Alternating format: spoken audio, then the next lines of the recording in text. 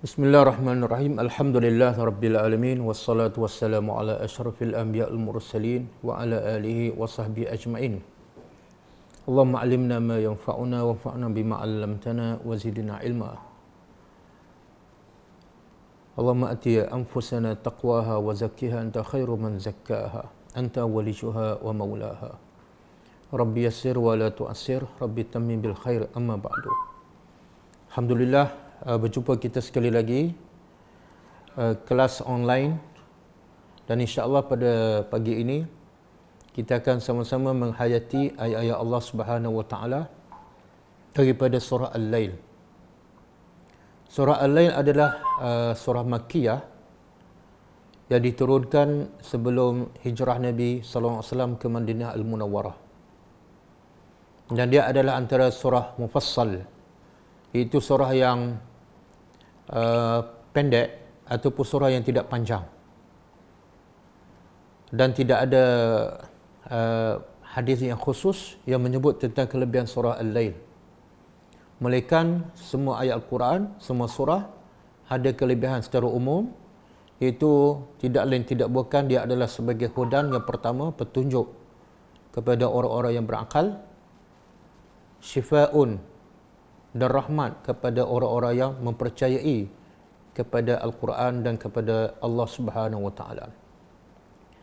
Okey, surah ini secara umum Allah menceritakan tentang amalan manusia. Apa tujuan manusia dicipta? Apa kewajipan yang manusia sepatut lakukan sepanjang hidup mereka di dunia? Dan Allah juga bagi tahu dalam surah Al-Lail, iaitu manusia ni antara al-jabru wal ikhtiyar, antara dipaksa dan diberi pilihan. Ada keadaan manusia dipaksa, iaitu tidak ada pilihan, dan ada keadaan, ada ketika manusia diberi pilihan, bukan dipaksa. Jadi dalam surah Al-Lail Allah bagi tahu dua keadaan ini, iaitu Allah sebut malam, siang, lelaki, wanita, itu semua dipanggil al-jabru, yang manusia tidak ada pilihan. Manusia berada di siang hari, manusia tidak ada pilihan. Berada di malam hari, manusia tak ada pilihan. Manusia dicipta sebagai lelaki ataupun perempuan, manusia tidak ada pilihan. Tapi satu bahagian lagi, Allah menceritakan apa yang manusia ada pilihan, iaitu yang akan dipersoalkan oleh Allah Subhanahu wa taala di waktu siang. Waktu siang manusia tak ada pilihan, tapi manusia ada pilihan apa yang dia buat di waktu siang. Waktu malam manusia tak ada pilihan, terpaksa berada di waktu malam. Tapi manusia ada pilihan apa yang dia lakukan di waktu malam. Begitulah seterusnya. Jadi dalam surah ini juga Allah bagi tahu tentang amalan manusia ni, walaupun nampak berbeza, walaupun nampak berbagai-bagai, tapi hakikatnya adalah dua jenis amalan sahaja. Maka sebab itu dua jenis amalan ini selari dengan apa yang Allah sediakan daripada balasan di akhirat besok, iaitu satu ke syurga, satu ke neraka. Menunjukkan amalan manusia hanya terbagi pada dua sahaja, tidak ada yang ketiga.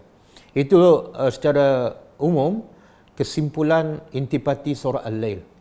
Jadi kita tadabbur satu persatu insya-Allah. A'udzubillahi minasyaitonirrajim. Wal laili.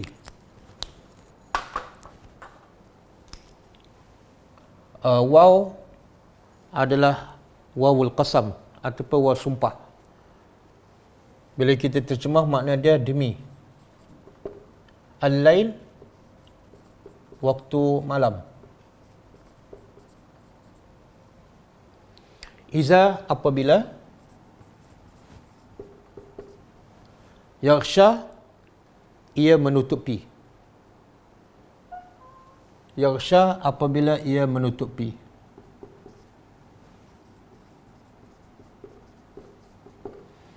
Ia menutupi apa ni? Iaitu menutupi siang. Apabila datang waktu malam, maka malam menutupi waktu siang, maka hilanglah cahaya yang terang. Jadi Allah bersumpah pertama dengan waktu malam. Kenapa Allah bersumpah dengan waktu malam? Sebab pertama Allah nak bagi tahu kebesaran dan kehebatan Allah boleh mencipta waktu malam, dan bila itu dah adalah tanda kebesaran Allah, bermakna manusia tidak mampu mencipta waktu malam. Kalau siang hari dalam bukan satu dunia, bukan satu negara, bukan satu negeri, bahkan satu bilik pun, kalau dia waktu siang hari manusia tak mampu menjadikan satu bilik yang sempit dan kecil gelap seperti waktu malam. Walaupun bilik itu hanyalah kecil. Tapi bila Allah nak gelapkan sesuatu tempat, bahkan satu dunia, Allah tidak perlukan apa-apa alat, tidak perlukan apa-apa kos, tidak perlu apa-apa bantuan. Kun fayakun. Maka satu dunia akan gelap. Dan juga Allah bersumpah dengan waktu malam, Allah nak beritahu rahmat Allah kepada hamba-hambanya, iaitu setelah siang manusia bekerja, manusia mencari rezeki, dan penat letih, maka Allah bagi ruang untuk manusia berhad demi untuk menyambung kerjanya besok. Maka Allah jadikan waktu malam gelap, tenang, supaya manusia boleh berhad dan boleh tidur. Tetapi nikmat yang paling besar di waktu malam ialah, bagi orang beriman, waktu malam nikmat yang paling besar bukan tidur, tetapi beribadat kepada Allah Subhanahu wa taala. Sebab itulah peringkat awal lagi Allah perintah pada Nabi, ya ayyuhal muzammil qumil laila illa qalila. Wahai orang-orang yang beriman, wahai orang yang berselimut, bangunlah malam, bangunlah waktu malam. Illa qalila, kecuali sedikit sahaja yang kamu tidur. Nisfahu ataupun separuh. Nisfahu awin qushu ataupun kurang daripada separuh. Au zid alaihi ataupun lebih daripada separuh. Iaitu sama ada 1/3 ataupun separuh ataupun 2/3. Bangun.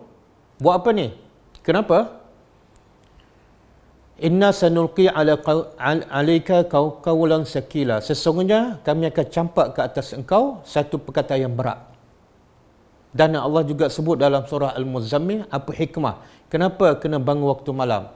Kenapa Quran diturunkan waktu malam? Kenapa kena tadabbur, kena baca Al-Quran di waktu malam? Allah berkata, innana syi'atal laili hiya ashaddu wat'an wa aqwa muqila. Kerana waktu malam itu lebih menenangkan jiwa dan lebih terkesan kata-kata Allah di dalam hati. Jadi waktu malam sangat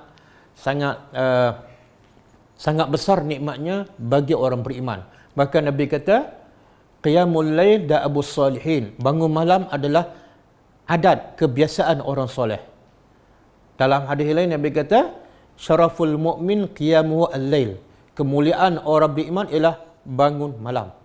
Jadi sebab itu Allah bersumpah dengan waktu malam, sebab malam itu menunjukkan kebesaran Allah, dan malam itu menunjukkan sayangnya, rahmatnya Allah kepada hamba-hambanya, khusus yang beriman kepada Allah Subhanahu wa taala. Kemudian Allah bersumpah dengan siang, wan nahar. Wan nahari, dan demi siang. Iza tajalla, apabila tajalla, ia terang.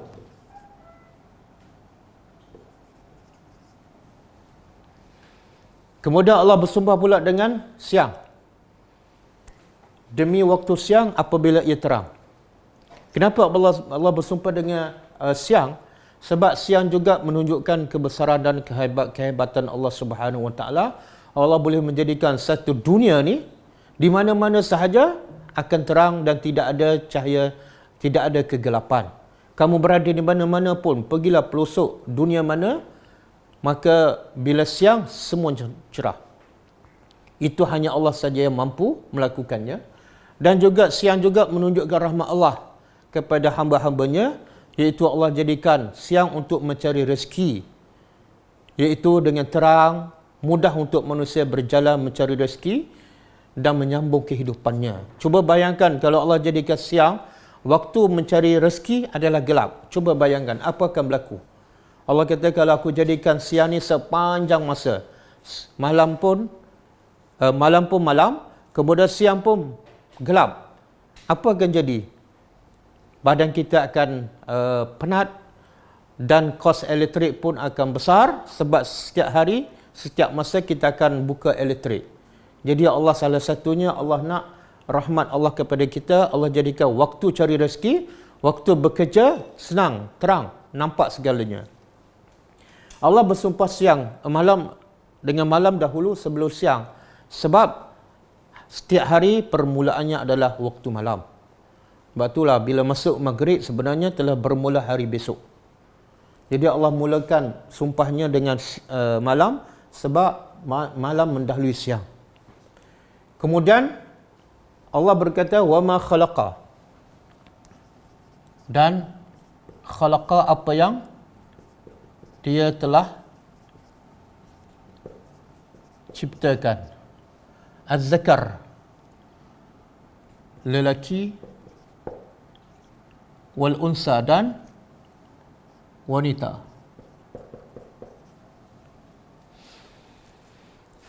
Allah bersumpah pula dengan makhluknya, iaitu manusia.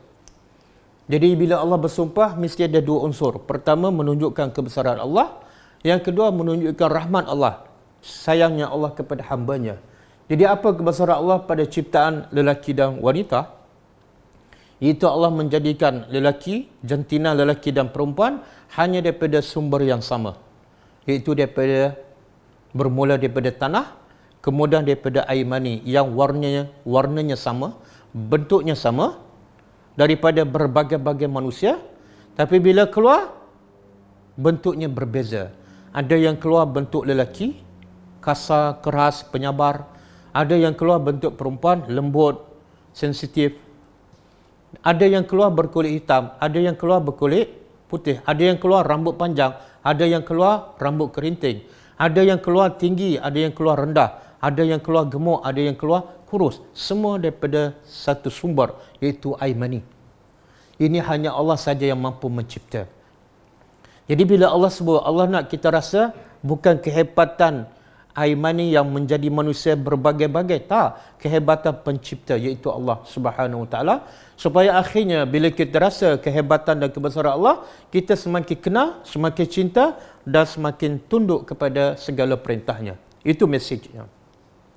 Allah sebut lelaki dahulu, zakar lelaki, kemudian unsa, sebab Allah mencipta manusia lelaki lebih awal daripada mencipta wanita, iaitu Allah mencipta Adam sebelum Allah mencipta Hawa. Begitu juga Allah sebut siang dan malam sebelum Allah menyebut lelaki dan wanita, sebab sebelum Allah mencipta lelaki ataupun manusia, siang dan malam telah ada. Jadi empat benda, satu siang, yang kedua malam, yang ketiga lelaki, yang keempat wanita. Ini semua menunjukkan apa? Siang dan malam sebenarnya Allah nak bagi tahu inilah umur kamu. Manusia tak mungkin hidup tanpa menempuhi siang ataupun malam. Dan bila dia menempuhi siang, maka umurnya semakin bertambah. Kalau dia tak jumpa malam, maka dia bermakna dia telah mati. Jadi sebenarnya siang dan malam itulah umur manusia. Jadi Allah nak bagi isyarat, Allah juga nak bagi amaran. Dalam waktu siang inilah apa saja kamu lakukan, aku akan hisap. Aku akan catat dan aku akan balas. Dan di waktu malam inilah, itulah umur kamu yang aku cipta kamu untuk menguji kamu. Maka apa saja kamu lakukan di waktu malam, maka semuanya akan dicatat dan semuanya akan dihisap. Semua pertukaran siang dan malam, pertambahan hari demi hari, minggu demi minggu, bulan demi bulan, tahun demi tahun, semuanya tidak akan hilang sia-sia. Bahkan setiap saat kamu akan dihisap, kamu akan diberi balasan yang adil. Maka pastikan yang kamu lakukan sama ada di siang hari ataupun di malam hari adalah perkara yang Allah redha, dan jauhkan daripada melakukan perkara yang Allah murka. Jadi empat benda ni juga Allah nak beritahu, ini adalah benda yang manusia tidak ada pilihan. Siang, ditakdirkan kita lahir waktu siang, kita tak ada pilihan. Kalau kita nak lahir waktu malam, tapi Allah takdirkan kita lahir waktu siang, kita tak ada pilihan. Dan ada ketika kita kerja belum habis, tiba-tiba masuk malam, kita tak ada pilihan. Begitu juga lelaki dan wanita, kita tak ada pilihan. Allah takdirkan kita menjadi lelaki, maka kita tak ada pilihan. Ataupun kita marah sebab kita nak menjadi wanita. Dan bila kita tak ada pilihan, itu kita tidak akan disoal oleh Allah Subhanahu Wa Taala. Allah tak akan soal, kenapa kamu berada di siang hari? Kenapa kamu berada di malam hari? Kenapa kamu menjadi seorang lelaki? Tak, yang disoal ialah apa? Apa kamu lakukan di siang hari? Apa yang kamu lakukan di malam hari? Sebab yang kamu lakukan itu ada pilihan. Kamu sebagai lelaki, Allah tak akan soal, kenapa kamu jadi lelaki? Tapi yang akan disoalkan, apa yang kamu buat sebagai seorang lelaki, sebagai seorang bapa, sebagai seorang suami, apa yang kamu lakukan? Okey, ini semua ni 4 benda yang Allah bersumpah dengannya. Allah nak bagi tahu itu yang tidak ada, manusia tidak ada pilihan. Sekarang Allah nak bagi tahu yang manusia ada pilihan. Apa dia?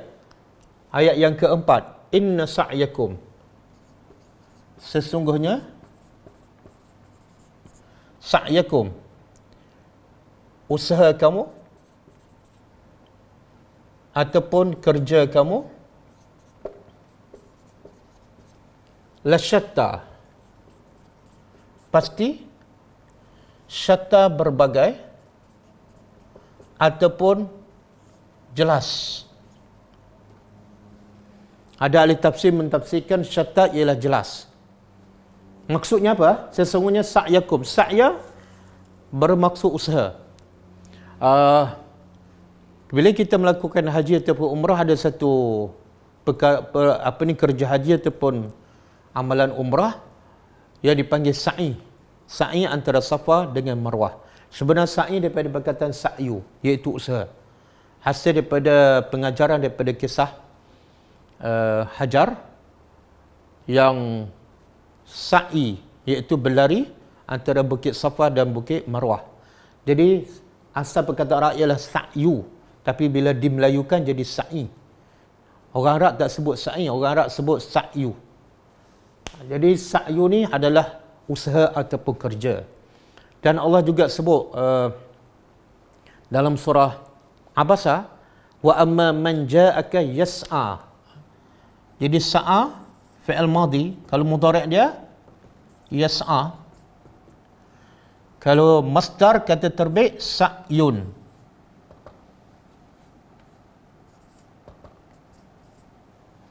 Hani sa'yun kata terbit ataupun masdar. Fi'il madhinya sa'a.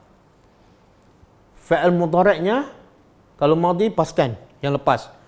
Kalau mudhari' sedang berlaku ataupun akan berlaku, iaitu yas'a. Kita biasa jumpa ni dalam surah Abasa. Wa amma man ja'aka yas'a. Adapun orang buta, iaitu Abdullah bin Umi Maktum, datang kepada kamu yas'a. Datang dengan segera. Jadi sa'a ataupun yas'a ataupun sa'yun bermaksud bekerja, berusaha ataupun bersegera. Dan juga ada dalam surah Yasin, wa ja'a min aqsal madinati rajulun yas'a. Datanglah seorang lelaki daripada hujung kota, yas'a, datang dengan bersegera. Jadi yas'a ataupun sa'yun boleh kita terjemah usaha, kerja ataupun bersegera. Okey, Allah kata sesungguhnya kerja kamu, usaha kamu, amalan kamu berbagai ataupun jelas. Apa maksud berbagai? Berbagai pada zahirnya manusia bekerja berbagai jenis. Ada kerja pemimpin negara, ada bekerja buruh kasar, ada kerja kerani, ada kerja tukang cuci, ada kerja restoran, berbagai-bagai. Dan juga maksud jelas ialah, iaitu amalan kamu, kerja kamu sangat jelas, sama ada baik ataupun jahat. Pada zahirnya sangat jelas, sama ada amalan kamu menuju ke neraka ataupun menuju ke surga.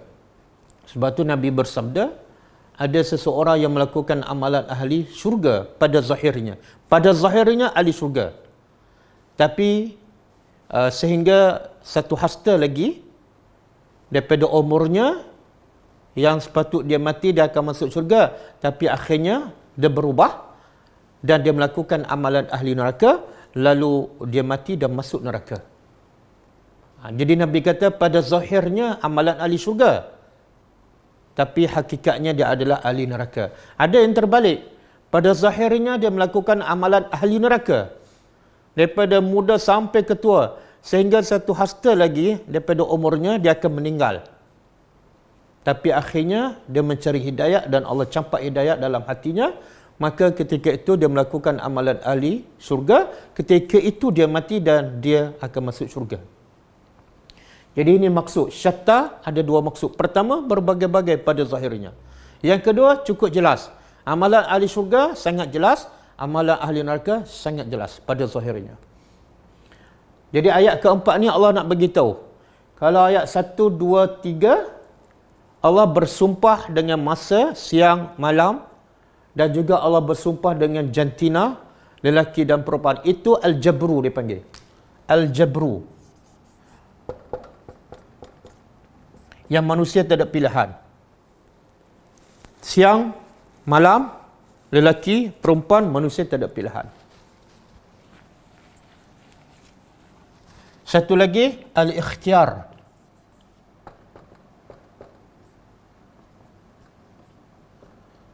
Iaitu manusia ada pilihan. Apa yang manusia ada pilihan? Ini. Inna sa'yakum lasyatta. Manusia ada pilihan. Dia nak buat apa di waktu siang? Nak beribadat pada Allah, nak buat yang Allah redha, atau nak buat benda yang haram. Dia ada pilihan. Nak buat apa di waktu malam? Nak berzikir, nak baca Quran, nak bangun solat malam, ataupun nak bersembang kosong. Yang ni dia ada pilihan. Jadi yang akan disoal oleh Allah ialah inna sa'yakum lasyatta.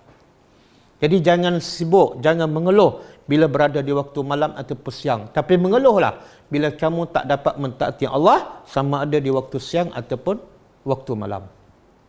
Jangan mengeluh, jangan menyesal bila Allah takdirkan kamu dijadikan lelaki. Jangan menyesal. Sebab itu bukan satu dosa. Tapi menyesallah bila kamu lelaki tapi jadi macam perempuan. Bila kamu perempuan jadi macam lelaki, itulah yang sepatut kamu menyesal sebab kamu telah mengingkari takdir Allah Subhanahu Wa Taala.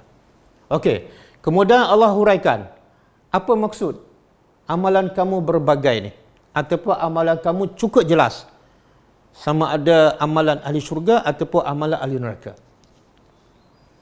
Apa dia? Allah huraikan. Ya, sebenarnya hakikatnya terbagi pada dua sahaja. Pertama, fa amma man a'ta. Fa'amma maka adapun fa'amma man a'ta.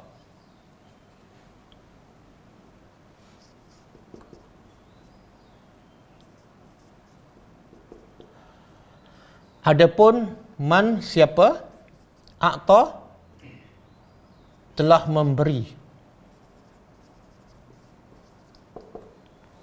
Wattaqa dan dia bertakwa. Wasaddaqa bil husna dan saddaqa, dia telah membenarkan. Dia telah benarkan. Al-husna, ada ulama mentafsirkan ialah syurga. Sebab tu dalilnya daripada surah Yunus, lillazina ahsanu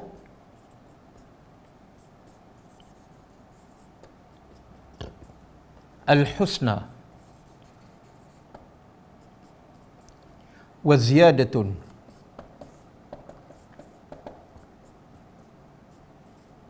Surah Yunus.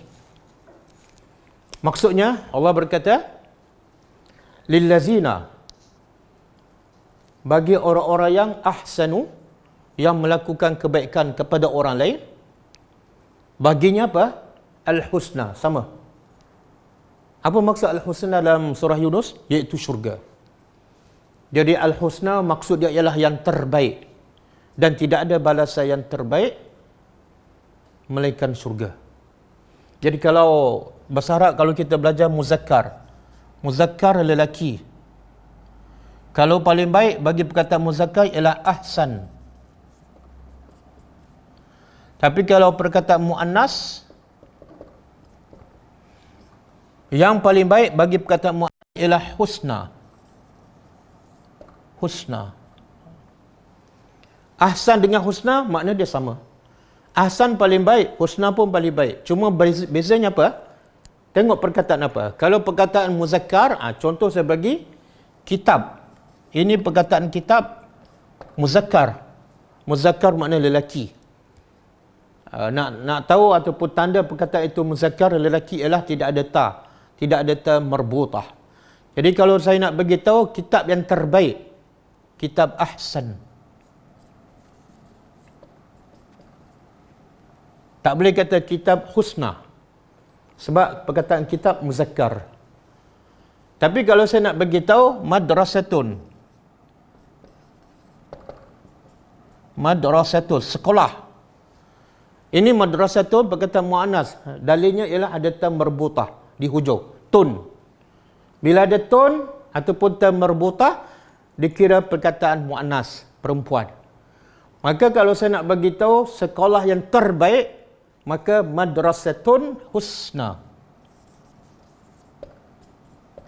Tak boleh kata madrasatun ahsan, salah. Okey? Jadi dalam ayat ni lillazina ahsanu al-husna. Bagi orang-orang yang berbuat baik kepada orang, baginya apa? Husna. Makna yang terbaik. Apa dia? Makna refer kepada perkataan muannas. Apa dia? Iaitu al-jannah. Al-jannah perkataan muannas, ada ta marbutah. Okey? Wa ziyadatun, bagi orang yang melakukan kebaikan kepada dirinya dan kepada orang lain, baginya di akhirat dia akan dapat jannah, syurga. Satu lagi, wa ziyadatun, dan tambahan. Ulama mentafsirkan ziyadah ialah iaitu dapat melihat wajah Allah Subhanahu wa taala. Okey, kita balik pada ayat kita. Dia telah membenarkan bil husna. Apa makna husna? Jadi ada ulama mentafsirkan syurga. Dia percaya, dia yakin kepada syurga yang dijanjikan oleh Allah. Maka menyebabkan dia menjadi orang bertakwa, dan kesan daripada takwa dia suka a'ta, suka memberi. Ada ulama mengatakan husna, satu kita ambil syurga. Yang kedua ialah kalimah yang terbaik. Al-kalimah. Kalimah ni kalimatun. Kalimatun husna. Kalimah perkataan mu'annas sebab ada ta marbutah. Jadi kalimah yang terbaik, kalimatun husna. Apa perkataan yang terbaik? Tidak ada melainkan Al-Quran. Jadi maksud yang kedua ialah orang ni membenarkan semua yang Allah sebut di dalam Al-Quran. Al-Quran. Sebenarnya membenarkan syurga pun ada disebut dalam Quran. Membenarkan Al-Quran bermakna juga membenarkan syurga. Jadi maknanya tak lari. Jadi dia membenarkan ataupun dia percaya, dia yakin dengan janji Allah, syurga dan juga apa saja yang disebut dalam Al-Quran. Cuba tengok Sekarang Allah nak puji golongan pertama. Walaupun Allah kata amalan manusia pada zahir berbagai-bagai, tapi hakikatnya dua sahaja. Dan cuba kita muhasabah, kita termasuk dalam kumpulan yang mana. Tengok Allah kata apa? Orang golongan yang pertama ni yang baik. Allah kata apa? Fa amma man a'ta. Ada pun orang yang suka memberi. Kemudian Allah kata wattaqa, dan dia bertakwa. Kenapa Allah sebut selepas memberi takwa? Soalan ni, kenapa Allah sebut selepas a'ta memberi, Allah sebut dia bertakwa? Ini tadabbur. Allah nak begitu, mesejnya ialah tanda yang paling jelas bagi orang bertakwa ialah bukan salat malam, bukan puasa sunat. Tanda yang paling jelas bagi orang yang bertakwa bukan pergi umrah berkali-kali. Tapi tanda yang paling jelas bagi orang bertakwa ialah a'ta, dia suka memberi. Suka memberi. Ini tengok Quran merawat hati kita. Merawat hati-hati yang berpenyakit. Yang kebanyakan orang berperasan bahawa dengan dia selalu pergi ke masjid, dia adalah orang bertakwa. Belum tentu. Dengan selalu dia pergi umrah, dia adalah orang yang bertakwa. Belum tentu. Dengan menutup aurat, dia adalah orang bertakwa. Belum tentu. dengan dia selalu berpuasa sunnah Isnin Khamis, dengan selalu dia solat duha, dia perasan dia bertakwa, belum tentu. Sebab Allah tak sebut tanda orang bertakwa solat. Allah tak sebut tanda orang bertakwa ialah umrah. Allah tak kata tanda orang bertakwa ialah selalu berulang-alik ke masjid. Allah tak sebut tanda bertakwa selalu pergi kelas agama ataupun kelas tadabbur. Bukan. Tanda orang bertakwa ialah aqqa. Jadi di sini cukup jelas Allah nak bagi isyarat bahawa tanda yang paling jelas dan clear orang bertakwa ialah dia suka memberi. Dan Allah tak sebut memberi apa ni. Subhanallah. Itulah Al-Quran. Bila Allah tak sebut memberi apa, Allah nak bagi faham pada kita, dia beri apa saja. Sama ada duit, sama ada ilmu, sama ada masa, sama ada tenaga, sama ada pengalamannya, sama ada ideanya, semua dia bagi. Yang penting yang diberi itu adalah kebaikan untuk orang. Jadi Allah nak beritahu tanda bertakwa ialah suka memberi. Dan apa kaitan pula wasaddaqa bil husna? Dia membenarkan semua janji Allah. Kaitan ni ialah seolah ayat ini Allah bagi tahu sebab dia. Ni Allah bagi tahu sebab. Apa sebab kamu suka memberi? Sebab kamu bertakwa. Mana kalau kamu tak suka memberi, kamu belum bertakwa. Ataupun kalau kamu memberi dan kamu tidak ada takwa, maka pemberian kamu sia-sia. Kemudian soalan yang kedua, kenapa orang ini bertakwa sehingga dia suka memberi? Jawapannya ialah keyakinannya pada janji Allah. Keyakinannya pada janji Allah dalam Al-Quran, dalam hadis-hadis Nabi, menyebabkan dia bertakwa dan mendorong dia untuk selalu memberi. Jadi seolah kata Ibn Qayyim, dalam ayat ni ada tiga unsur. Satu, memberi. Yang kedua, takwa. Yang ketiga, membenarkan.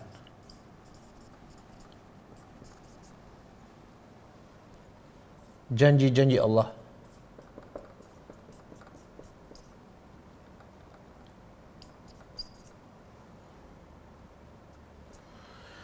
Jadi kata Ibn Qayyim, inilah rukun iman. Rukun iman iaitu pertama yakin di hati. Kalau dia buat tanpa keyakinan dalam hati, sebenarnya dia tidak beriman. Dia buat ada kepentingan. Jadi rukun iman pertama yakin di hati. Rukun iman yang kedua, bukan setakat yakin di hati, tapi dia lakukan amalan. Iaitu dengan bertakwa.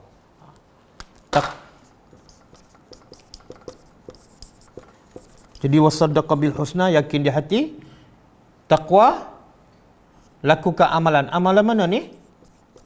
Tinggal yang haram. Jadi makna takwa ialah dia tinggal benda yang haram, dia tinggal mengumpat, dia tinggal buka aurat, dia tinggal rasuah, dia tinggal bercakap bohong. Kemudian memberi ni lakukan perintah. Laksanakan perintah.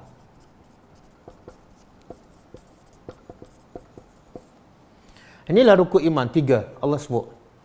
Wasaddaqa bil husna, yakin di hati. Bila yakin di hati, dia akan tinggal benda yang haram. Sebab apa? Dia takut pada dosa, takut pada balasan azab Allah di akhirat besok. Dan juga membawa kepada yang seterusnya, iaitu dia akan buat perkara yang baik, yang apa yang diperintah oleh Allah. Inilah iman. Kalau setakat yakin di hati tapi kedekut, bukan iman. Kalau setakat yakin di hati, dia buat yang Allah suruh, tapi dia tak tinggal apa yang dilarang, dia belum beriman. Iman mesti ada tiga ni. Okey? Okey, bila Allah tak sebut memberi apa, maksud saya sebut tadi ialah umum. Bagi apa saja. Ada satu hadis Nabi kata, hendaklah seseorang itu bekerja dan bersedekah. Jadi untuk dia bersedekah, dia kena bekerja cari rezeki. Jadi bekerjalah untuk bersedekah. Jadi sahabat bertanya, kalau dia tak mampu bersedekah, Nabi kata, membantu orang tanpa perlu bersedekah. kadang-kadang dengan tenaga, kadang-kadang tunjuk jalan pada orang, kadang-kadang tolong angkat barang orang. Itu juga memberi, tapi bukan dengan duit. Sahabat bertanya, kalau dia tak mampu membantu orang dari segi tenaga, Nabi kata, buatlah kebaikan dan tinggal benda yang haram. Itu juga adalah memberi. Jadi sebenarnya tidak ada alasan untuk kita tidak memberi. Kalau tak ada duit, bagilah, paling-paling kurang senyum. Kalau tak jumpa orang duduk dalam rumah, paling-paling kurang hiburkan hati isteri, hiburkan hati keluarga, hiburkan hati anak-anak. Dan berilah masa kita ketika berada di rumah untuk Allah Subhanahu Wa Taala. Itu juga a'tah. Berapa lama dah kita habiskan masa untuk orang semasa belum ada wabak COVID-19. Banyak masa kita habis untuk orang, untuk dunia, dan untuk Allah kita bagi sikit je. Sekarang Allah nak bagi peluang pada kita. Sekarang kau nak tengok, aku bagi masa, aku putuskan hubungan kamu dengan manusia, dengan kerjaya kamu, dengan hubungan luar, aku nak tengok, kamu bagi tak masa juga pada aku? Ataupun sama juga dengan waktu ketika tidak ada musibah. Sama je, solat hanya 5 waktu, baca Quran pun sikit, tertidur, tak tadabbur, zikir pun tak, sama je walaupun aku dah bagi masa. Sebenarnya Allah nak bagi tahu sifat orang beriman, sifat orang bertakwa ialah dia mencari rezeki untuk memberi. Ini sifat orang beriman. Dia mencari untuk memberi. Itu orang beriman. Kalau mencari untuk simpan, golongan kedua. Jadi orang beriman, dia mencari untuk memberi. Kenapa? Kenapa ni? Buat apa cari untuk memberi? Supaya dia diberi oleh Allah yang lebih mahal. Allah sebut dalam surah Ali Imran,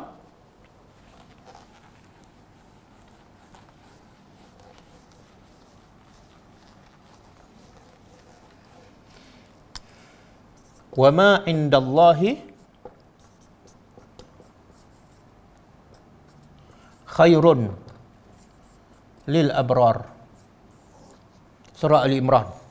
Hujung surah Ali Imran yang Nabi selalu baca di waktu apabila bangun malam, sebelum Nabi solat malam. Ini ayat 197 kalau tak silap saya. Surah Ali Imran. Allah kata apa? Wa ma indallah, apa yang di sisi Allah khairun lil abrar. Ya Allah, tengok Allah nak bagi pada kita yang memberi ni. Bila kamu beri kepada orang, sebenarnya kamu beri untuk diberi oleh Allah yang jauh lebih baik.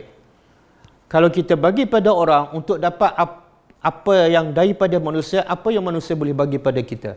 Ucapan terima kasih, mungkin dia balas kita satu hari yang tak seberapa.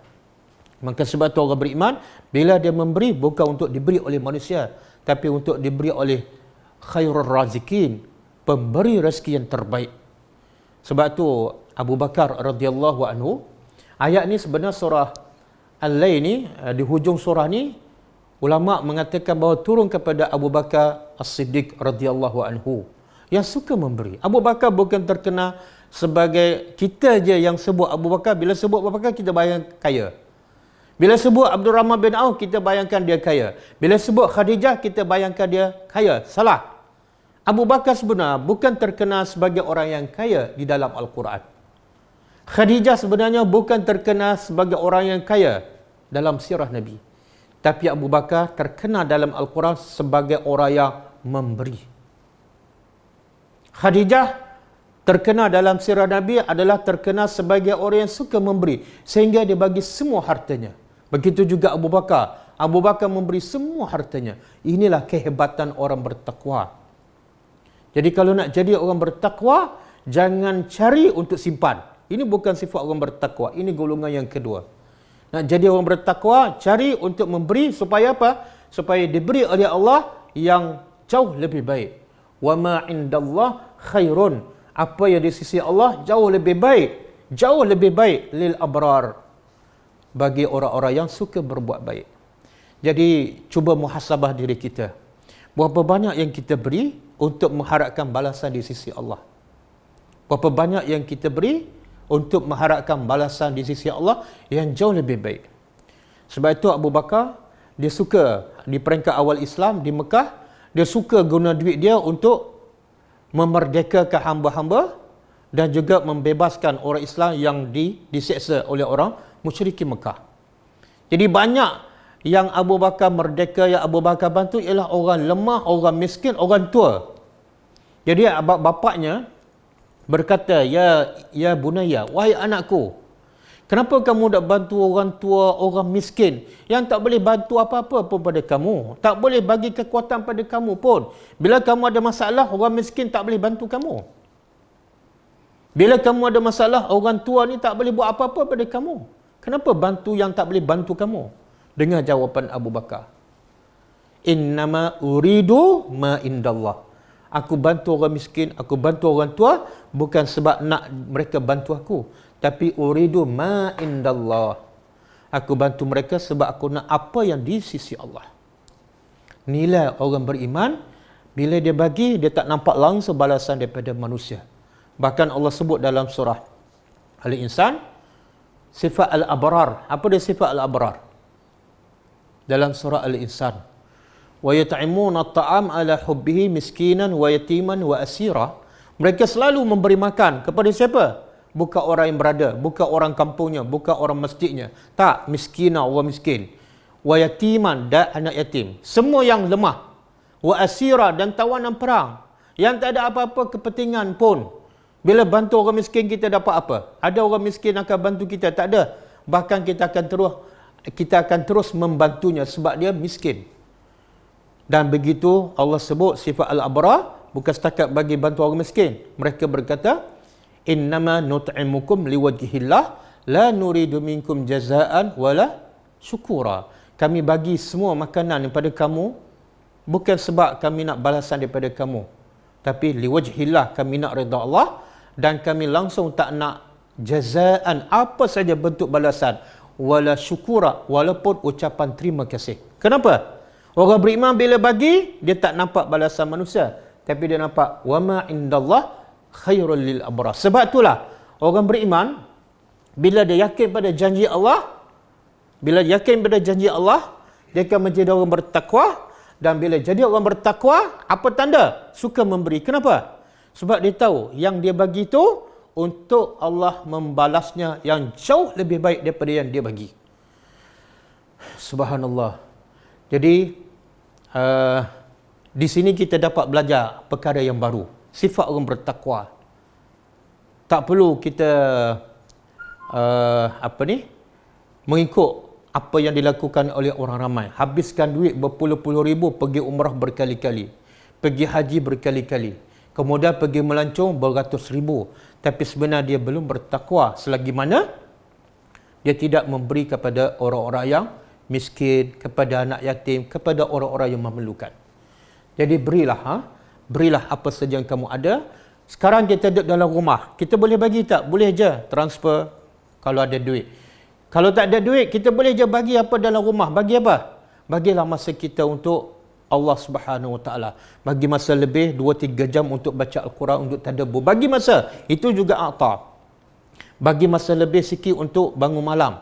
Bagi masa lebih sikit untuk salat witir. Bagi masa lebih sikit untuk salat duha. Bagi masa lebih sikit untuk didik anak-anak, salat berjemaah bersama anak-anak. Untuk bagi tazkirah pada anak-anak. Itulah a'ta. A'ta bukan mesti bagi duit. Jadi kalau kita ada sifat takwa, inilah tandanya yang paling jelas. Okey? Kemudian Allah kata apa? Fasanuyassiruhu. Kesan orang yang suka memberi dan bertakwa dan yakin pada janji Allah. Apa kesannya? Terus Allah bagi balasannya kat dunia. Balasannya ialah fasanuyassiruhu. Maka kami akan permudahkan lil yusra, untuk yusra. Yusra ni ialah mudah untuk melakukan yang mudah. Apa maksud yang mudah? Iaitu kata ahli tafsir, yusra ialah amal soleh, ketaatan kepada Allah. Sebenarnya semua perkara yang mentaati Allah ataupun amal solat sebenarnya mudah. Solat 2 rakaat subuh, solat kemudian dah lama, solat balik zuhur 4 rakaat, mudah. Solat sunat 2 rakaat, solat witir 3 rakaat, zikir pagi petang, sebenarnya mudah. Baca Quran pun mudah. Tapi menjadi sukar sebab apa? Sebab hati manusia keras. Dan juga sebab semua amal soleh berlawanan dengan nafsu. Nabi sebut dalam satu hadis, huffati al-jannatu bil makarih. Surga ni, amalan yang membawa ke surga dipenuhi dengan perkara yang nafsu tak suka. Bila nafsu tak suka, jadi berat. Walaupun asalnya mudah. Sehingga kan Nabi kata, zikir yang ringan, subhanallah wa bihamdi, subhanallahil azim, pun ramai orang tak buat. Kenapa? Walaupun hakikatnya yusra, mudah. Sebab zikir itu berlawanan dengan nafsu syahwat. Zikir itu tak membawa apa-apa kepentingan duniawi. Maka menjadi sukar. Jadi macam mana kita nak jadikan semua amal solat kita menjadi mudah, ringan, seronok dan berlomba-lomba nak lakukannya. Caranya ialah a'ta, suka memberi. Bila kita suka memberi, bagi senyum, bagi bantuan, bagi duit, maka semua amalan soleh yang lain semua jadi mudah. Kadang-kadang kita dengar satu hadis daripada sunnah Nabi, sedangkan kita dah amalkan benda yang salah 50 tahun. Bila kita ada sifat taqwa, suka memberi, maka cukup mudah untuk kita tinggal benda yang bid'ah ataupun yang bercanggah dengan sunnah dan kita terus amalkan yang sunnah, jadi mudah. Ada orang bila dengar sunnah Nabi 20 tahun tak boleh amalkan. Kenapa? Allah tak permudahkannya. Apa silapnya? Cuba cek kat sini. Kedekut ke pemurah? Kalau kedekut, itulah sebabnya. Tapi kalau ikut maksud ayat ni, memang itulah punca dia. Kalau dia memang kedekut, dah kesannya dia susah untuk buat benda yang baik. Nak senyum pun susah. Jumpa orang dalam keadaan musibah sekarang, tak boleh pergi kerja, duit tak dapat, dia nak senyum pun susah. Walaupun tak keluarkan duit, walaupun tak berpeluh, itu tanda apa? Dia memang kedekut. Dia memang kedekut. Jadi nak bangun malam pun jadi mudah kalau kita suka memberi. Kalau kita susah nak bangun malam, cek kehidupan kita suka tak memberi. Jumpa orang suka bagi salam, jumpa orang suka senyum, jumpa orang miskin suka bantu. Kalau tak, memang antara sebabnya kita susah nak bangun malam. Nak baca Quran pun senang ke susah? Bila baca, boleh baca lama ataupun sekejap. Ceklah. Kalau baca sekejap je, kemudian rasa berat, kadang-kadang baca sekali seminggu saja, ceklah di sini. Kita ada masalah di sini, iaitu kedekut. Okey? Kemudian ayat seterusnya. Azam, kau apa dah? Sebelah? Okay. Kita berambil sejam, betul soalan. Boleh? Kita berambil bahagian kedua ni.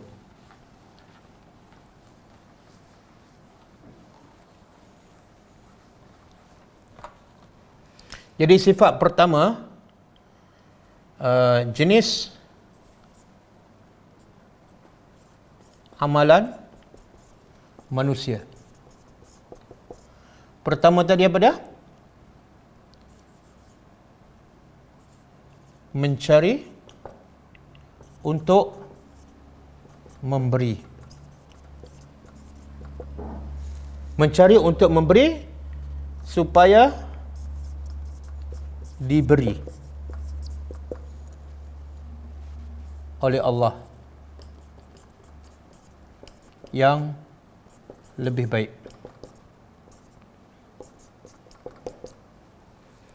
Ini sifat orang beriman, orang bertakwa, iaitu mencari duit, mencari rezeki untuk memberi supaya diberi oleh Allah yang lebih baik. Yang ini Allah janji pada Nabi, yang menjadikan Nabi tak kedekut. Apa yang Allah janji pada Nabi?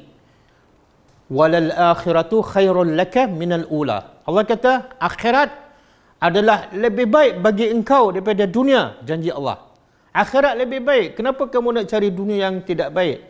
Dan Allah juga berkata, wala sawfa yu'tika rabbuka fatarda. Tuhan engkau akan beri pada engkau, maka engkau akan redha. Tengok, bila Nabi saddaqa bil husna, Nabi bertakwa, maka kesannya apa? Nabi suka memberi. Subhanallah, Nabi bagi duit je, tidak ada sesiapa yang meminta pada Nabi, melainkan Nabi bagi. Bagi sampai habis. Dan Nabi tak pernah takut pasal rezeki besok, minggu depan. Bahkan kata Aisyah radhiyallahu anha, Nabi tak pernah kenyang. Dalam satu hadis yang sahih, ma syabi'a alu Muhammadin min khubzi sya'irin yaumaini mutatabi'aini. Hadis sahih riwayat Bukhari. Maksudnya, kata Aisyah, keluarga Nabi Muhammad, Nabi dan isteri-isterinya tak pernah kenyang 2 hari berturut-turut. Jadi Nabi kelaparan, Nabi susah, tapi Nabi suka memberi. Kenapa? Sebab Nabi yakin pada janji Allah yang bila memberi, Allah akan beri yang jauh lebih baik daripada yang kita bagi. Ini sifat pertama. Sifat yang kedua, wa amma, dan adapun man bakhil. Siapa yang bakhil, kedekut. Jadi bakhil lawan dia a'ta. Subhanallah, tengok ayat Quran. Berlawanan malam dengan siang. Yaghsha menutupi, lawan dia tajalla, membuka. Zakar lelaki, lawan dia unsa. A'ta lawan dia bakhil. Memberi lawan dia kedekut. Kemudian wattaqa, bertakwa, lawan dia wastaghna. Dan dia rasa cukup. Tengok daripada sini kita boleh faham. Kalau kita tadabbur, kita boleh faham apa makna istaghna sebenarnya. Kalau a'ta lawan dia bakhil, kedekut, maka ittaqa lawan dia istaghna. Jadi kalau ittaqa bertakwa, istaghna maknanya dia kufur. Mana ustaz tahu? Sebab Allah bawa ayat ataupun perkataan yang berlawanan. Kalau bakhil lawan dia suka memberi, maka istaghna mestilah lawan ittaqa, bertakwa. Macam mana dia rasa diri dia cukup membawa pada kufur? Subhanallah. Bila apa maksud dia rasa diri dia cukup? Iaitu apa yang dia miliki, harta ke, anak ke, dia rasa dia cukup. Dia tak perlu pada bantuan orang, dia tak perlu pada Tuhan, dia tak perlu pada rezeki lain. Itu membawa kepada kufur. Jadi istaghna makna dia tidak bertakwa kepada Allah. Jadi bakhil dengan istaghna dua perkara yang tak boleh dipisahkan. Macam irama dengan lagu. Kalau ada lagu, ada irama. Ada irama, ada lagu. Kalau ada bakhil, ada sifat istaghna. Kalau ada istaghna, ada sifat bakhil. Bila dia rasa dia cukup, disimpan. Sebab apa? Dia tak perlu pada orang. Aku nak bagi pada orang miskin. Orang miskin bukan boleh bantu aku. Duit aku boleh bantu aku. Jadi bila ada istaghna, dia akan kedekut. Bila kedekut, ada sifat istaghna. Kemudian, apa punca semua ni? Kedekut dan istaghna. Apa punca? Wa kazzaba bil husna. Dan dia mendustakan. Al-husna sama ada syurga ataupun Al-Quran. Janji-janji baik. Dia tak percaya apa yang Allah cakap, apa Allah janji dalam Quran, apa yang Nabi sampaikan, semua dia kata bohong. Semua cerita karut. Hidup hanyalah di dunia sahaja. Bila mati, habis kehidupan. Jadi bila dia tak percaya pada akhirat, dia tak percaya pada janji Allah, dia rasa diri dia cukup. Dia tak perlukan Allah, dia tak perlukan akhirat. Dan membawa kepada sifat kedekut. Okey, apa kesan orang yang kedekut ni? Dan di sini pun Allah tak sebut. Kalau memberi, Allah tak sebut bagi apa? Supaya apa? Merangkumi semua sekali. Bagi harta, senyum, tenaga, masa, ilmu. Begitu juga bakhil, Allah tak sebut. Bakhil apa? Bukan bakhil duit saja. Bakhil segala-galanya. Bakhil duit, bakhil masa dia, bakhil ilmu dia, bakhil senyum dia, bakhil pengalamannya, apa saja dia bakhil. Maka, apa kesan dia? Fasanuyassiruhu lil usra. Maka, sama ayat, fasanuyassiruhu. Kami akan mudahkan lil usra. Untuk tengok subhanallah bahasa Al-Quran. Yusra lawan Yusra lawan dia usra. Inna ma'al usri yusra. Yusra kesusahan. Apa maksud ayat ni? Jadi kalau yusra amal kebaikan. Amal kebaikan asalnya mudah. Tapi sebab dia berlawan dengan nafsu dan hati manusia keras, maka amal kebaikan yang mudah menjadi susah. Maka usra pula lawan dia iaitu amal kejahatan. Apa maksud? Allah kata kami permudahkannya untuk melakukan kejahatan. Iaitu kejahatan ni sebenarnya benda yang susah. Nafsu, logik akal ni, akal tak suka bercakap bohong. Tapi akhirnya dia jadi mudah nak cakap bohong. Dan dia terasa takut kepada Allah ataupun takut pada azab. Kepada siapa? Bila-bila masa dia bercakap bohong, dia buat benda haram. Dia buka aurat setiap hari. Mudah aja dan tak rasa malu, tak rasa segar. Dia ambil pula gambar, masuk dalam Facebook, tayang pada semua. Itu maksud kami permudahkannya untuk buat benda yang jahat. Ya Allah. Puncanya apa? Kedekut. Kedekut. Rupa-rupanya kedekut ni ada kesan dia. Jadi bila kedekut, semua amal kebaikan menjadi sukar. Dan semua amal kejahatan menjadi mudah. Apa saja yang membuang masa, yang merugikan dia di akhirat, jadi mudah saja. Bahkan ulama mengatakan dia mudah buang masa. Tapi bila nak baca Quran 2-3 hari susah nak buka. Buang masa bersembah kosong, buka internet, buka Instagram, buka Facebook berjam-jam. Jadi mudah aja. Ada je masa, sibuk macam mana pun ada masa dia buang masa. Ada masa untuk dia membuang masa. Kenapa? Sebab Allah permudahkannya untuk buat benda yang menjauhkannya daripada Allah Subhanahu Wa Taala. Puncanya apa? Kedekut. Jadi bila kita susah nak buat kebaikan dan sebaliknya mudah pula nak buang masa, mudah pula nak mengumpat, mudah pula nak buat apa saja yang dimukai oleh Allah, maka ceklah diri kita. Rupa-rupanya kita kedekut. Kedekut masa, kedekut ilmu, kedekut senyum, kedekut bantuan pada orang miskin. Apa saja berlaku dia buat tak tahu je. Jadi inilah dua golongan manusia yang Allah simpulkan. Nampak berbagai-bagai, tapi sebenarnya dua je. Tidak ada yang ketiga. Sama ada kita mencari untuk memberi kepada orang, maka kita orang bertakwa, ataupun kita mencari untuk menyimpan untuk diri kita, maka itu adalah golongan yang tidak bertakwa dan akan menuju ke neraka. Tidak ada yang ketiga. Berapa ramai yang belajar agama tapi kedekut. Kalau bak nak memberi ni sangat kedekut, tapi untuk simpan, untuk dirinya, untuk keluarga senang je dia keluar. Takut-takut golongan ni juga termasuk golongan yang wa amman kazzab wa amman bakhila wastaghna. Takut termasuk dalam golongan yang kedua, yang kedekut. Jadi rupa-rupanya bakhil-bakhil ni sifat yang membawa kepada kufur kepada Allah Subhanahu Wa Taala. Sebab tu Allah sebut dalam surah Al-Hasyr ayat yang ke-9. Allah sebut dalam surah Al-Hasyr ayat yang ke-9.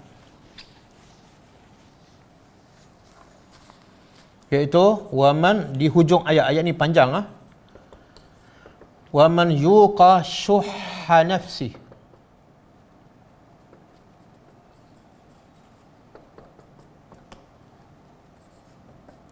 faulaika humul muflihun. Dengar Allah cakap. Allah kata apa? Waman. Dan siapa yang yuqa. Yuqa makna mengekang, melawan. Syuhha sama dengan bukhlu, bakhil. Ada sebagai ulama mengatakan syuhha ni lebih teruk daripada bakhil. Kedekutnya luar biasa. Jadi Allah memuji siapa yang dapat melawan, dapat mengekang sifat kedekut dirinya, Allah kata faulaika humul muflihun. Itulah orang berjaya. Bila dia tak nak senyum pada orang, dia lawan, dia senyum juga. Bila dia tak nak bagi masa untuk Allah, untuk baca Quran ke untuk zikir, dia lawan. Dia kekang nafsu kedekut dia. Kedekut masa, kedekut tenaga, kedekut segala-gala. Dia lawan. Maka Allah kata itulah sebenarnya orang-orang yang berjaya. Maka semoga Allah termasuk kita dalam kumpulan orang yang berjaya melawan nafsu kedekut. Kedekut bukan kedekut harta je. Kedekut senyum, kedekut nak bagi masa untuk Allah lama. Bila baca Quran sekejap, bila buka internet lama, itu pun kedekut. Bila berzikir sikit, tapi bila bersembang lama, itu pun kedekut. Jadi semoga Allah termasuk dalam masukkan kita dalam kumpulan yang pertama. Jadi kumpulan kedua mencari untuk menyimpan.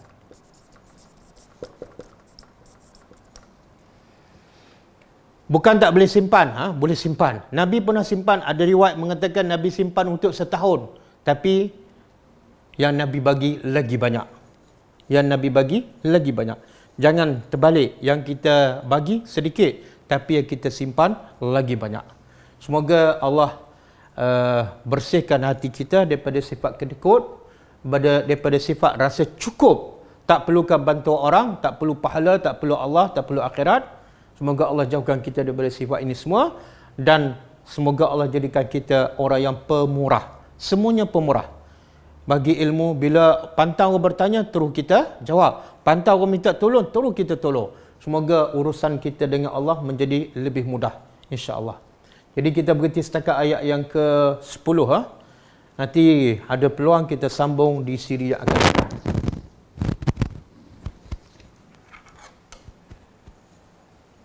Ada soalan?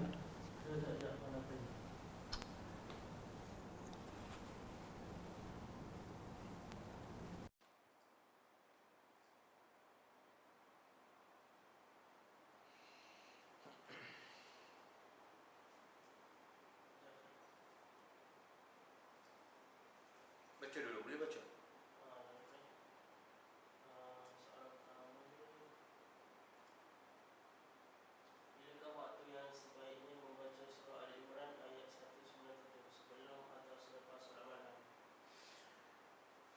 Bila waktu sesuai kita membaca akhir surah Al-Imran, bukan ayat 197 sebenarnya, bukan ayat 197 sahaja. Diriwayatkan dalam satu hadis, Nabi bangun malam, Nabi bersama Aisyah radhiyallahu anha. Kemudian Nabi berkata pada Aisyah, aku sayang pada engkau, tapi aku lebih cinta untuk berada dengan Tuhanku. Maka kata Aisyah radhiyallahu anha, aku juga sayang dan cinta pada engkau, tapi aku lebih cinta kepada apa yang kamu cinta. Jadi Nabi pun, kata Aisyah, berwuduk, kemudian Nabi solat, kemudian Nabi menangis, kemudian Nabi solat lagi, menangis sampai basah jangkuknya, sampai basah ribanya, kemudian sampai basah lantai, kemudian sampailah subuh, bila datang dan melakukan azan subuh. Kemudian bila melihat mata Nabi merah, kesan daripada menangis, maka bila bertanya kepada Rasulullah SAW, ya Rasulullah, lima hazar, kenapa ini semua? Kenapa kamu menangis? Kenapa kamu solat lama? Sedangkan kamu telah diampunkan dosa yang dulu dah akan datang. Maka kata Rasulullah, bagaimana aku tak menangis? Sedangkan semalam telah turun kepada aku akhir surah Al-Imran, iaitu 11 ayat, daripada ayat 190 sehingga ayat 200, yang bermula daripada ayat inna fi khalqis samawati wal ard wa ikhtilafil laili wan nahar la ayat li ulil albab. Sesungguhnya pada ciptaan langit dan bumi dan pertukaran siang dan malam ada tanda-tanda kebesaran bagi orang yang berakal, sampai ayat 200 surah Al-Imran. Ya ayyuhallazina amanu sabiru wa sabiru wa rabitu wattaqullaha la'allakum tuflihun.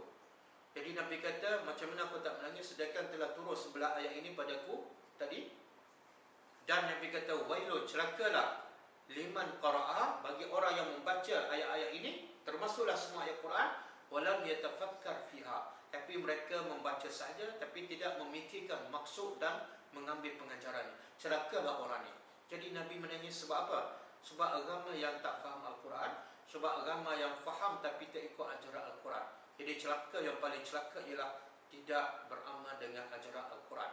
Jadi mengikut hadis, bila bangun malam Nabi baca sebelah ayat ini, kemudian barulah Nabi berwuduk dan Nabi solat malam. Allahu a'lam. Apa itu malam ya? Apa terima malam? Dengan niat untuk tidak meminta dengan orang lain, adakah ia dibolehkan? Macam mana? Kalau kita menyimpan untuk niat tidak meminta dengan orang lain, adakah ia dibolehkan? soalan kita menyimpan untuk niat untuk tidak meminta kepada orang lain. Sebenarnya tak salah. Satu hadis Nabi pesan kepada seorang sahabat, kamu tinggalkan anak kamu dalam keadaan berada, berduit, dan mereka tidak meminta-minta adalah lebih baik. Sound tak ada. Itu je Ustaz. Kita kau buka ah.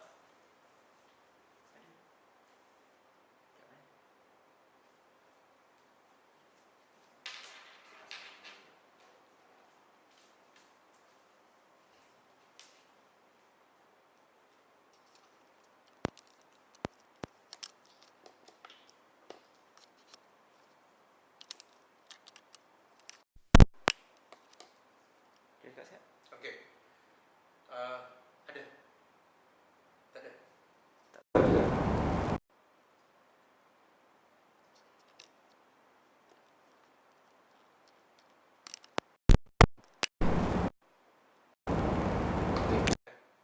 Ada? Okey. Kena kuat-kuat. Kalau tak silap saya, seorang sahabat Sa'ad bin Abi Waqqas, apabila dia sakit, dia minta izin kepada Nabi untuk sedekah ke hartanya. Nabi kata jangan. Kalau nak sedekah, kurang daripada 1/3. Kemudian Nabi berpesan kepadanya, daripada kamu tinggal anak-anak kamu dalam keadaan miskin dan meminta-minta, lebih baik kamu tinggalkan harta kepada mereka supaya mereka tidak meminta-minta. Tidak salah.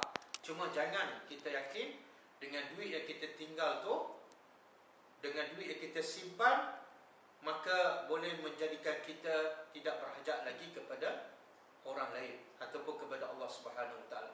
Jangan sebab duit kita simpan tu kita yakin dia boleh menjamin kehidupan kita. Duit tak boleh jamin kehidupan kita. Yang boleh jamin ialah Allah. Jadi kita simpan semata-mata ada hadis yang membenarkan, tapi kita tetap yakin yang menjaga kita ialah Allah, bukan duit kita. Allahu a'lam.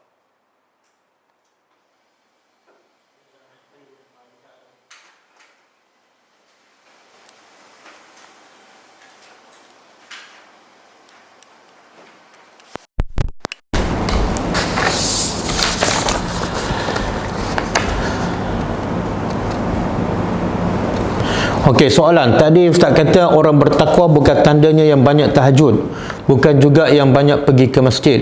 Tetapi tanda orang bertakwa itu orang yang suka memberi. Bukankah bertahajud juga kita memberi masa dengan Allah? Betul. Kita bertahajud, kita bagi masa kepada Allah, tapi manfaatnya balik kepada kita sahaja. Berbeza dengan kita bagi sedekah, kita membantu orang, faedahnya, kebaikannya umum. Bukan setakat kita, tapi kepada orang lain dan mungkin ramai. Kadang-kadang kita bantu 10 orang keluarga miskin. Setiap orang ada 5 orang, kali 5 kali 10. Jadi kebaikan tu melimpah dan merebak kepada orang lain. Berbeza dengan kita solat tahajud, kebaikannya hanya setakat kita sahaja. Sebab itulah Nabi sebut dalam satu hadis, ada wanita yang solat malam banyak, sedekahnya banyak, puasa sunatnya banyak, tapi dia ahli neraka. Sebab apa? Sebab dia tak membawa kebaikan pada jirannya. Dia menyakiti jirannya. Tengok, solat malam tak membawa kebaikan pada orang, maka dia menyebabkannya menjadi ahli neraka. Yang kedua, apa terma lain untuk huruf malam di dalam Al-Quran? Apa terma lain untuk huruf malam dalam Al-Quran? Wallahu a'lam. Apa maksud soalan? Biasa dalam Al-Quran bila malam Allah guna al-lail. Yang ketiga, Ustaz, berapa kalikah harus kita pergi umrah? Berapa kalikah harus kita pergi umrah? Soalannya sepatut kita tanya, dah habis tak orang miskin kita bantu? Dan berapa banyak dah orang miskin kita bantu? Sepatut kita tanya itu. Sebab kita bantu orang miskin, kebaikannya lagi besar daripada kita pergi umrah. Kita pergi umrah, umrah ni hukumnya sunat. Hukumnya sunat. Dan bila sunat, pergi sekali pun dah cukup. Tapi kalau nak pergi 2 kali, 3 kali tak salah. Cuma utamakan yang utama, iaitu amalan yang melimpah kebaikannya pada orang, utamakan yang tu. Sebab tu Nabi kata dalam satu hadis, ahabbun nasi ilallah anfa'uhum linnas. Orang yang paling Allah cinta. Orang yang paling Allah cinta bukan orang yang memberi manfaat pada dirinya, tapi yang banyak memberi manfaat kepada orang. Semakin banyak dia bagi manfaat kepada orang, semakin Allah cinta pada dia. Jadi sebenarnya kita buat umrah nak apa?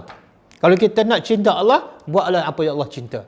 Umrah Allah cinta, tapi Allah lagi cinta kalau kita bantu duit yang kita pergi umrah, bantu 10 orang miskin. Lagi Allah cinta. Bahkan Nabi sebut dalam satu hadis, lebih aku suka aku berjalan untuk membantu saudaraku daripada aku beriktikaf di masjid aku, iaitu Masjid Nabawi selama sebulan. Besar pahala beriktikaf di Masjid Nabi sebab pahala ibadatnya 1000 kali ganda. Duduk pula sebulan, siang dan malam kat situ. Tapi Nabi kata tetap yang afdal ialah aku berjalan membantu saudaraku walaupun setengah jam je. Tengok, Nabi nak mengajar kita amalan yang terbaik ialah membantu orang. Bahkan saya sebut tadi dalam surah Al-Insan, Allah sebut sifat al-abrar, Allah tak kata dia salat malam, Allah tak kata dia pergi umrah berkali-kali, tapi yut'imuna at-ta'am, selalu bagi makan pada orang miskin, selalu bagi makan pada anak yatim. Itulah ciri-ciri utama. Bukan salah pergi umrah, tapi utamakan yang utama untuk siapa? Untuk diri kita. Kita sangat-sangat memerlukan pahala yang besar. Kita sangat-sangat memerlukan cinta Allah. Maka buatlah apa yang Allah paling cinta, iaitu memberi kebaikan kepada orang. Ustaz, ramai orang yang faham Quran seperti mana Ustaz, tapi kenapa masih ramai yang menyimpang? Apalagi orang awam.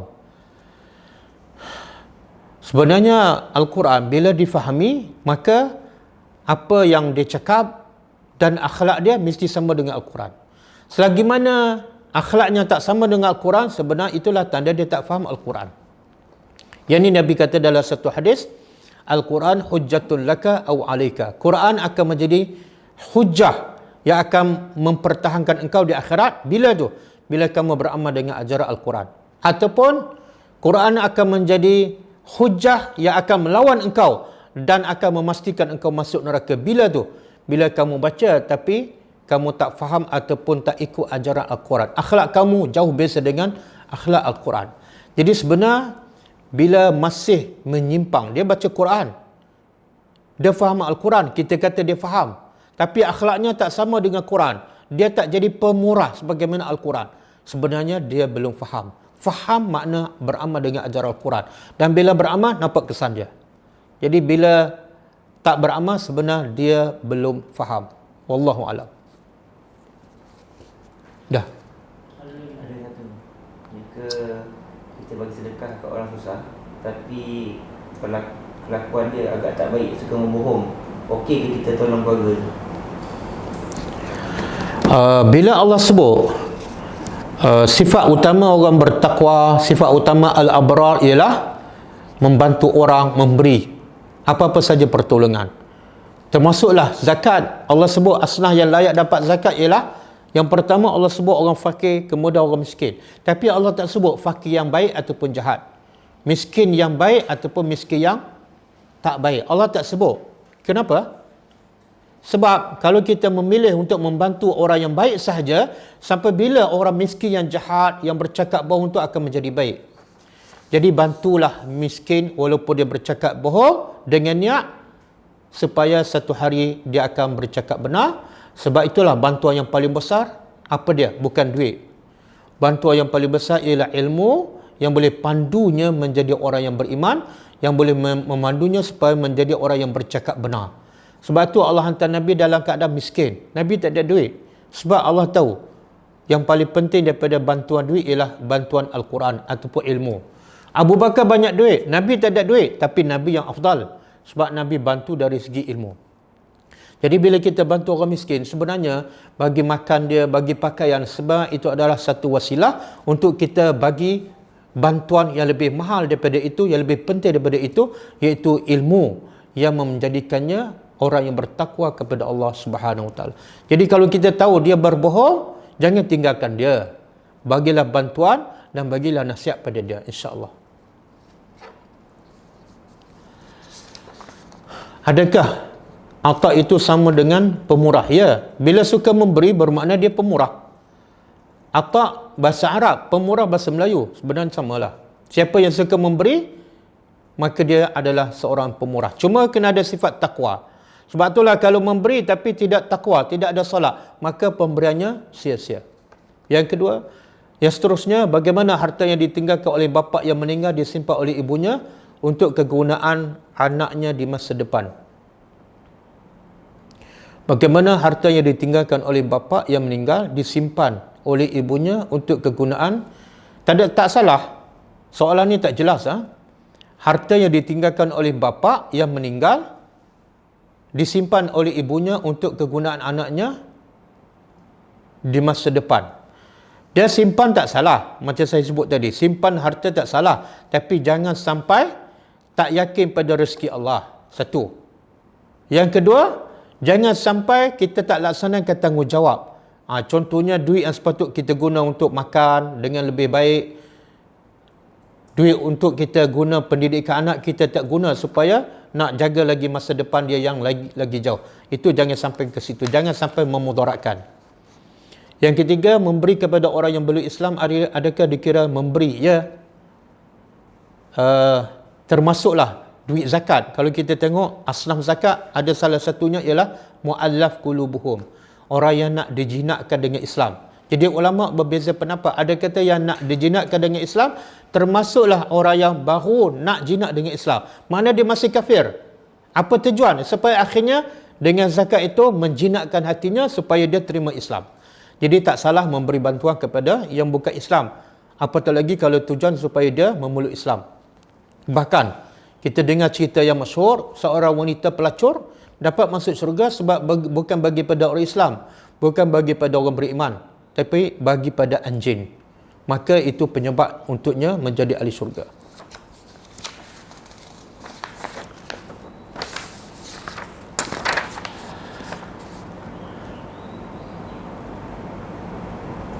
Ustaz, kalau kita rajin memberi, hilang tak penyakit sihir kita alami pada orang yang sihir pada kita? Dia ada satu hadis, tapi ada ulama mengatakan hadis ini dhaif. Sebahagian ulama mengatakan hadis sahih, iaitu tasaddaqu tasihhu, sedekahlah kamu supaya kamu sihat. Jadi daripada maksud hadis ini, ulama mengatakan antara hikmah bersedekah ialah dapat menyihatkan tubuh badan daripada segala penyakit. Adapun yang sihir ni lebih khusus kepada ruqyah, iaitu menggunakan ayat Al-Quran. Sebagaimana yang diamalkan oleh Nabi kita SAW pernah disihir oleh orang Yahudi yang bernama Labid bin Al-Asam, dan Nabi rawat sihir itu dengan membaca Al-Falaq dan An-Nas, 11 ayat. Jadi baca surah, kalau bila disihir selalulah baca Al-Falaq dan An-Nas, kemudian sambil itu bersedekah. Soalan seterusnya, macam mana mau bezakan orang beramal dengan Al-Quran? Kita tak akan dapat bezakan orang beramal dengan Al-Quran kecuali kita faham Al-Quran. Bila kita faham Quran satu persatu, kemudian kita tengok akhlak dia, sama tak dengan Quran? Kalau sama dengan apa yang disebut dalam Quran, maka itulah orang yang beramal dengan Al-Quran. Tapi kalau kita baca Al-Quran, tengok-tengok orang tu tak sama dengan Al-Quran, makna dia belum beramal. Walaupun dia membaca, walaupun dia menghafal, walaupun dia khatam, tapi bila akhlak tak sama dengan Quran, maka dia belum beramal. Dan kita tak dapat beza, melainkan kita sendiri faham Al-Quran. Soalan seterusnya, kalau memberi makan kepada haiwan terbiar seperti kucing, terbiar termasuk dalam golongan orang bertakwa? Ya. Kalau bagi makan pada anjing pun boleh menjadi penyebab seseorang itu masuk syurga. Kalau buang ranting ataupun duri di tengah jalan pun boleh menjadi penyebab seseorang itu menjadi takwa dan menjadi ahli syurga. Maka termasuklah memberi makan pada haiwan seperti kucing yang terbiar. Semoga dengan amalan itu yang ikhlas akan menjadi sebab kita menjadi orang yang bertakwa. Saya rasa cukup setakat ni ya. Apa yang baik daripada Allah Subhanahu Wa Taala, apa yang tidak baik daripada saya, dan kita sama-sama tutup dengan membaca tasbih kafarah. Subhanakallahumma wa bihamdika asyhadu an la ilaha illa anta astaghfiruka wa atubu ilaik. Assalamualaikum warahmatullahi wabarakatuh.